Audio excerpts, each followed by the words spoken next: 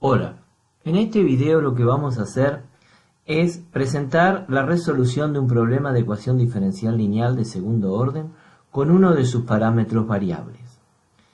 El problema en cuestión es el problema 7.3, que lo vas a encontrar en el apunte de clase en la página 109.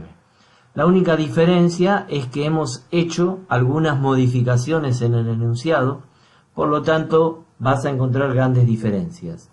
Sí, este problema y este enunciado va a estar en la página Moodle con la cual estás trabajando. El problema consiste en un circuito eléctrico RLC serie, donde aparecen las distintas leyes que gobiernan a este tipo de circuito. Más allá de que por la especialidad electrónica o eléctrica estas expresiones, estas fórmulas sean de simple deducción, vamos a ir en los pasos sucesivos planteando las distintas leyes. El parámetro que proponemos variar es el de la resistencia, que sea un potenciómetro. Y vamos a ver cómo se va a ir modificando la ecuación diferencial y los distintos tipos de soluciones. Arranquemos con el planteo de las leyes. La primera ley dice que es la ley de Ohm y establece que la diferencia de potencial que cae sobre una resistencia es proporcional a la intensidad de corriente. La constante de proporcionalidad es lo que llamamos el valor de la resistencia. Bueno, la ley de Ohm sabíamos entonces que la tensión era igual a la resistencia por la corriente. La otra ley es la ley de Faraday, que ya la viste en física 2 a esta altura, que dice que establece que la caída de tensión en una inductancia es proporcional a la rapidez de variación de la intensidad de la corriente que la circula. Esa constante es L. Esa ley de Faraday puede ser que la hayas visto en física como la diferencia de potencial o se genera una fuerza electromotriz igual a menos la derivada del flujo con respecto al tiempo. Pensando en que el flujo es la inductancia por la corriente, llegamos a que nuestra expresión es la tensión en una inductancia es igual a L por la derivada de la corriente respecto del tiempo, y el signo menos desaparece porque siempre la FEM inducida en una autoinductancia se opone a la causa que la produce.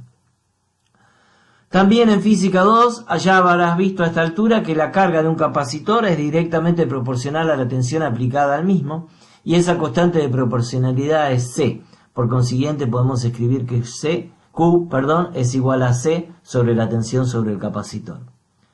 Por último, también en física 2 ya a esta altura has planteado que la segunda ley de Kirchhoff establece que la suma de todas las caídas de tensiones que se producen en un circuito serie es igual al voltaje provisto por la fuente de alimentación. Es decir, que E de T, que es la fuente de alimentación, es igual a la caída de tensión en la resistencia, más la caída de tensión en la inductancia, más la caída de tensión en el capacitor.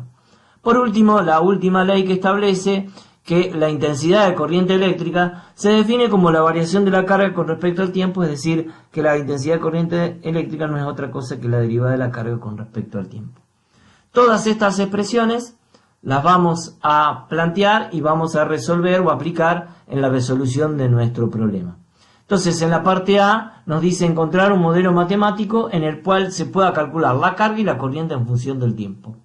Bueno, dijimos que la segunda ley de Kirchhoff establece que la suma de tensiones es igual a la tensión de la fuente.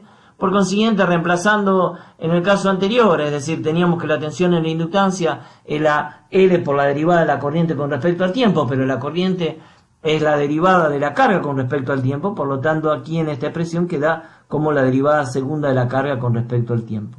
Más, decíamos que la ley de Ohm establecía que la tensión en la resistencia era la resistencia por la corriente, vuelvo a repetir, era la derivada de la carga con respecto al tiempo. Más la tensión en el capacitor, que en este caso despejamos a la expresión anterior y tendremos 1 sobre C por Q es igual a E de T. Por consiguiente, esto es una ecuación diferencial de segundo orden, lineal, a coeficientes constantes, no homogénea porque está la fuente E de T.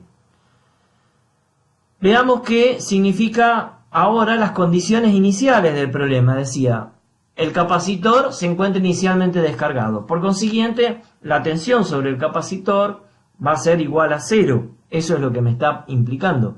Como Q de T es igual a C por B sub C de T, Q en 0 va a ser igual a C por la tensión en el capacitor en 0. Si está inicialmente descargado, la tensión en el capacitor en el inicio del problema va a ser 0 y por consiguiente la carga en 0 va a ser igual a 0.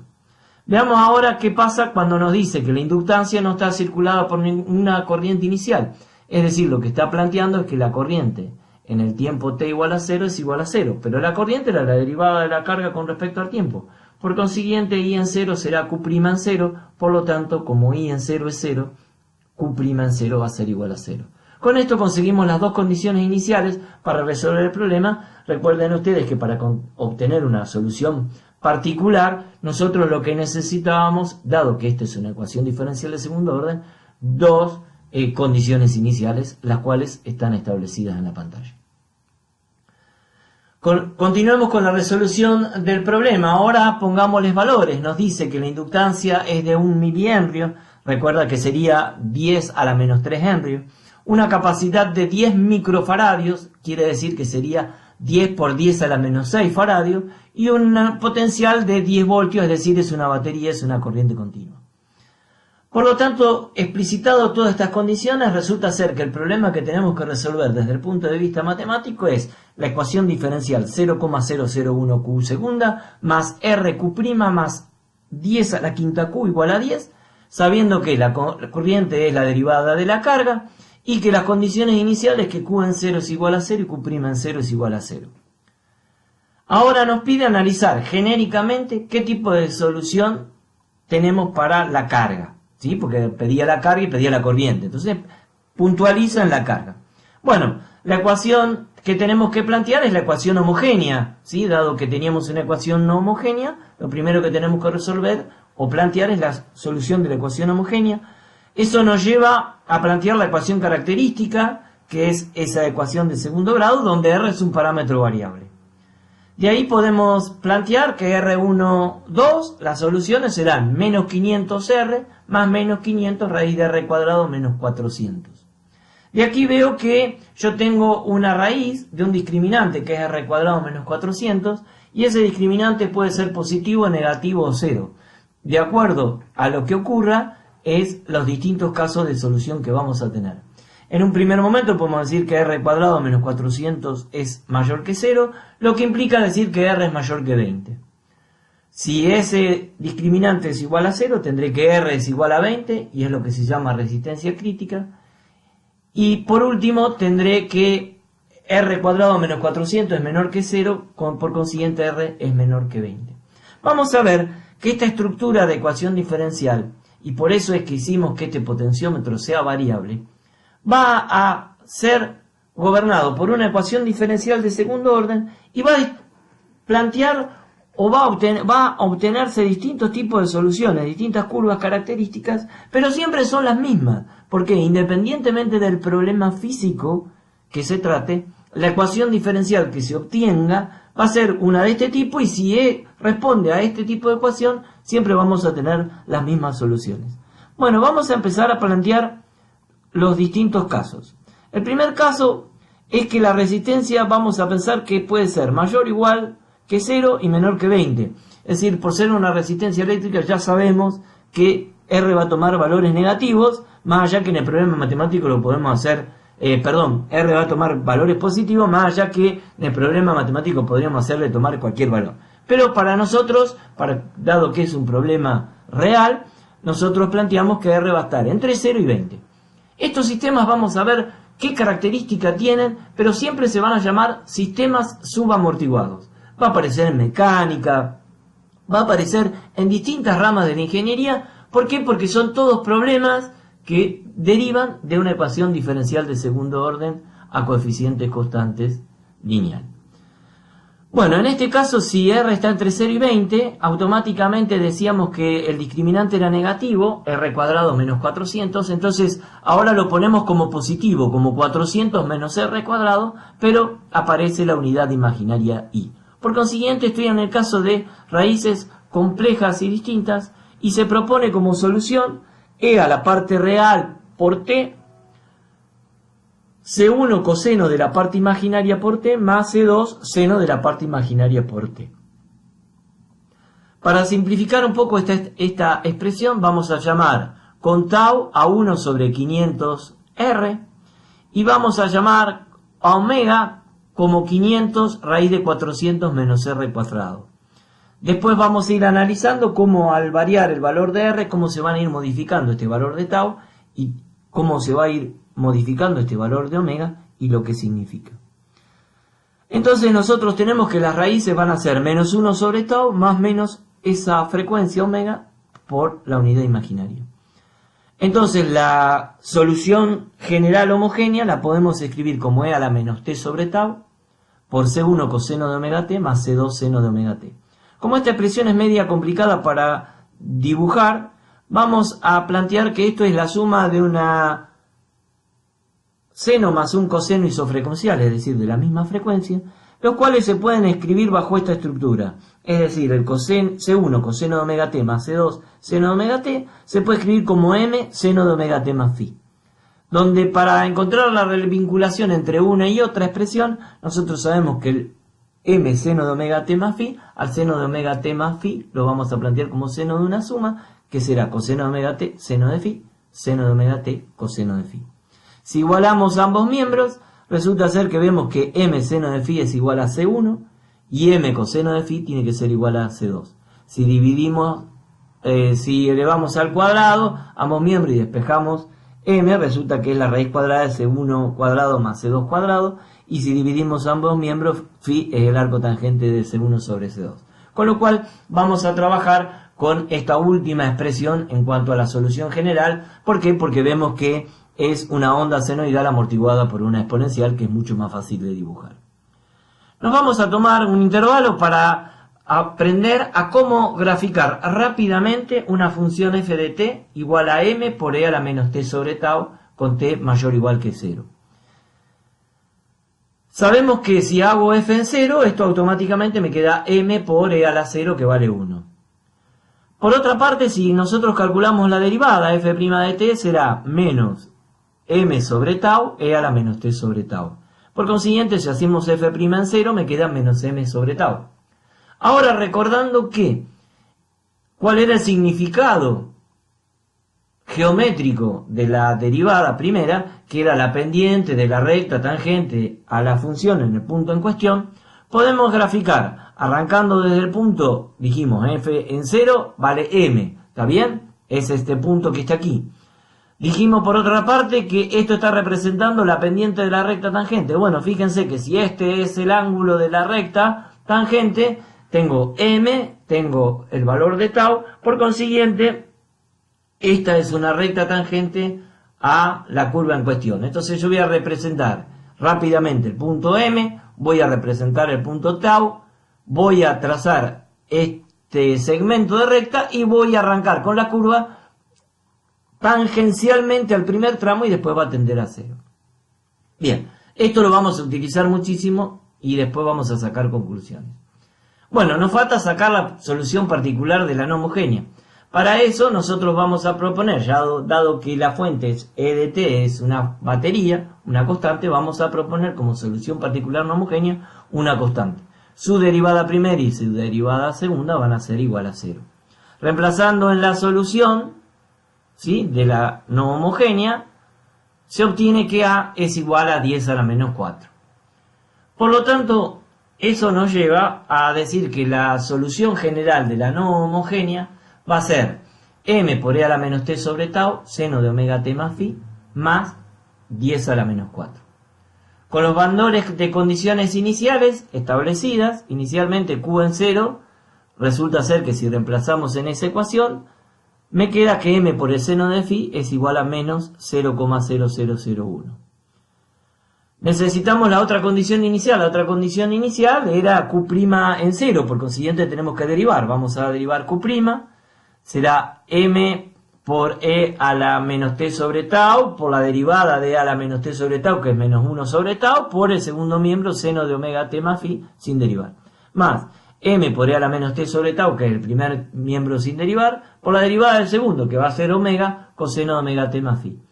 No perdamos de vista que uno diría, uy, pero esto parece ser que solamente estoy resolviendo problemas matemáticos. No, esta expresión es muy importante. ¿Por qué? Porque me está dando el valor de la corriente en todo instante de tiempo.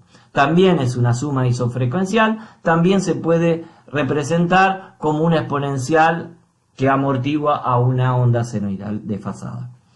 Ahora sí vamos a plantear la condición inicial, Q' en 0 es igual a 0, lo cual reemplazando en esa expresión, se obtiene que menos 1 sobre tau seno de phi más omega coseno de phi es igual a 0.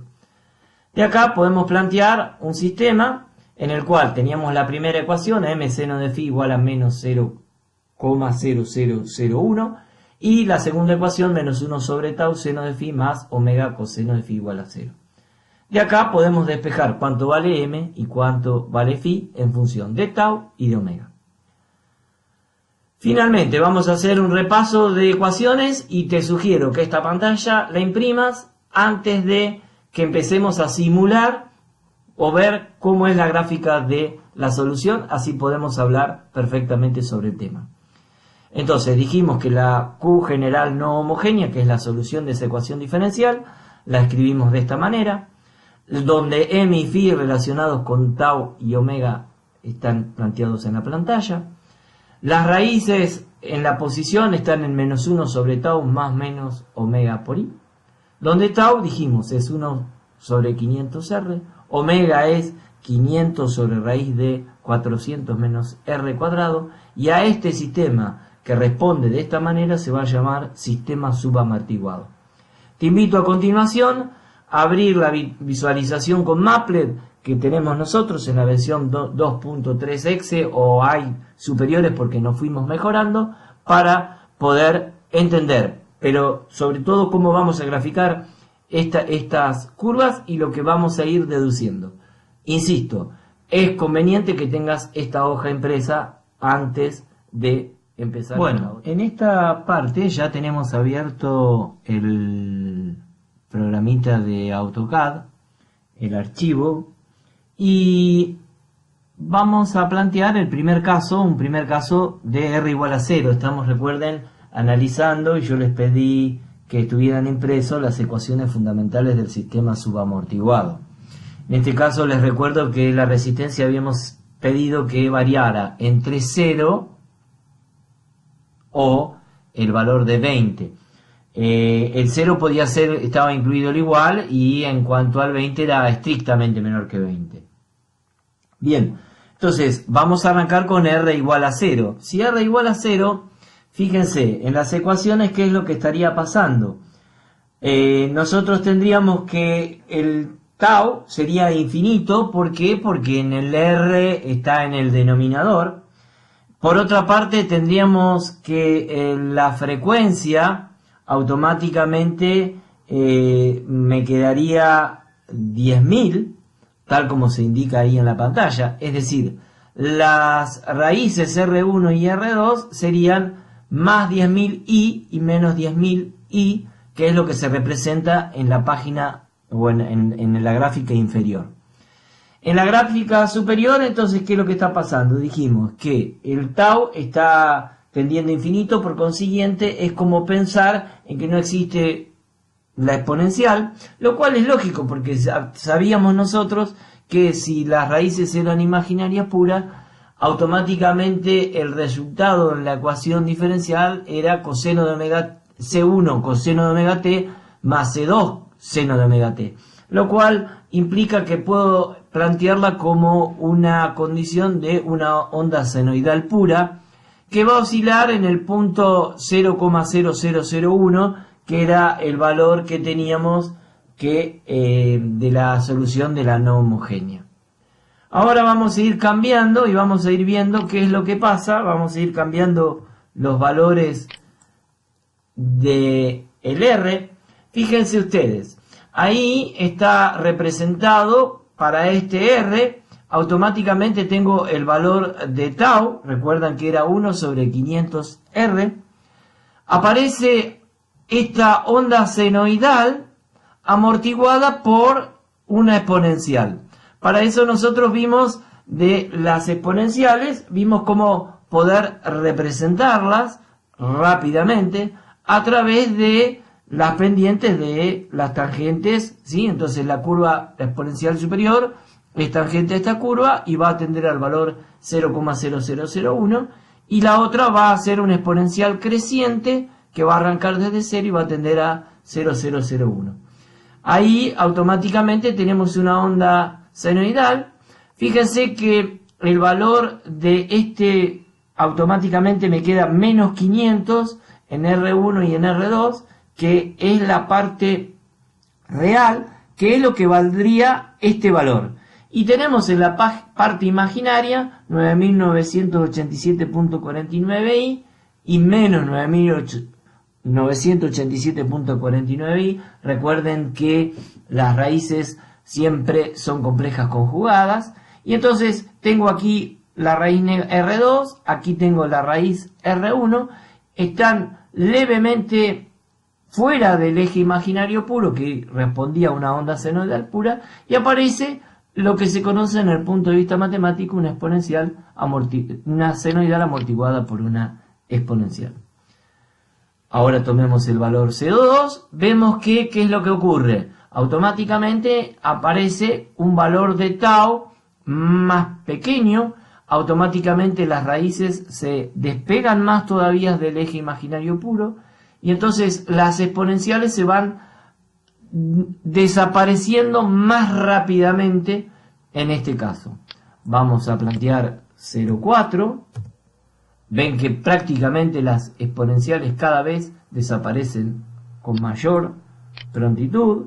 Vamos a poner 2. Siempre tenemos que estar con valores, ¿sí? Como dijimos,